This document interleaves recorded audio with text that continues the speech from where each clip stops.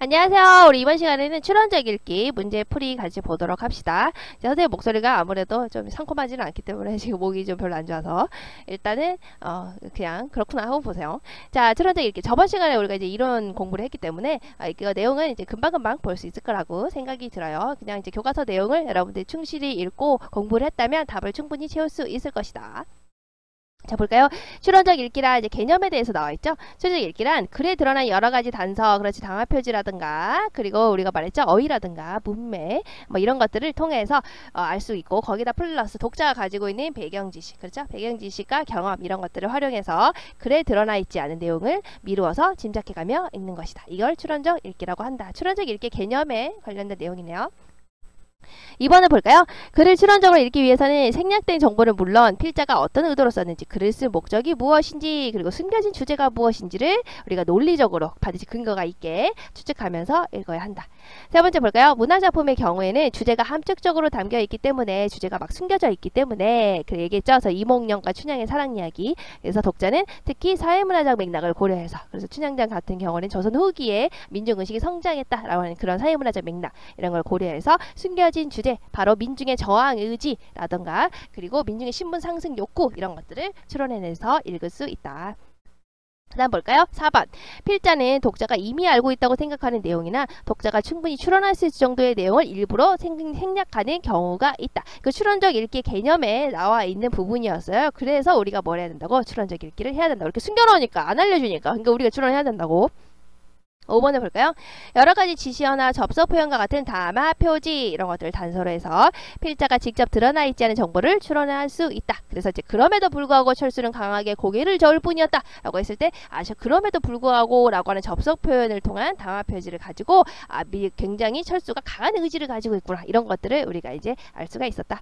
자, 필자에 대한 배경 지식은 글에 드러나지 않은 내용을 추론하는데 도움이 되지 않는다. 아니었죠. 도움이 된다고 했어요. 우리가 어디서 말했어요? 바로 63페이지 시문 얘기하면서, 시문이 독립운동가라는 사실을 알고 있다면 우리가 시문이 지금 쓴 이 편지글에 담겨있는 인물의 상황이라든가 심정 이런 것들을 조금 더 정확하게 추론해내는데 도움이 되겠죠.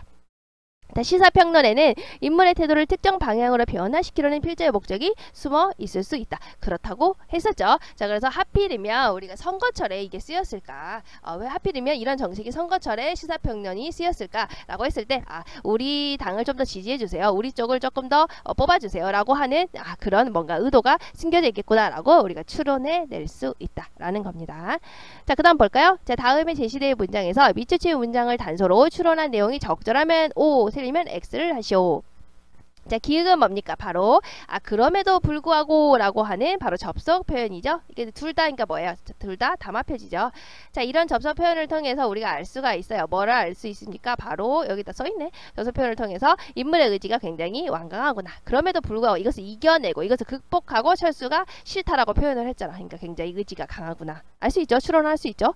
자, 여름과 달리라고 하는 이런 우리가 부사어글을 통해서 어떻게 할 수 있다는 거야? 여름과 달리 겨울의 불국사는 한적했다 라고 했으니까, 그럼 여름은 굉장히 복작복작하겠군 이라는 것을 추론해낼 수 있죠. 맞죠?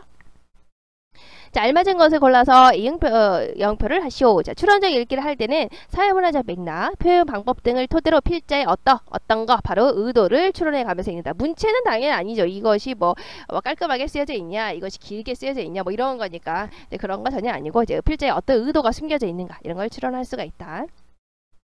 자, 글을 읽을 때 글에 드러난 어휘나 문맥을 단서로 해서 생략된 내용을 추론해낼 수 있다. 그렇지. 표면적 의미를 우리가 알 수 있는 건 뭐였어요? 사실적 읽기였죠. 이거는 사실적.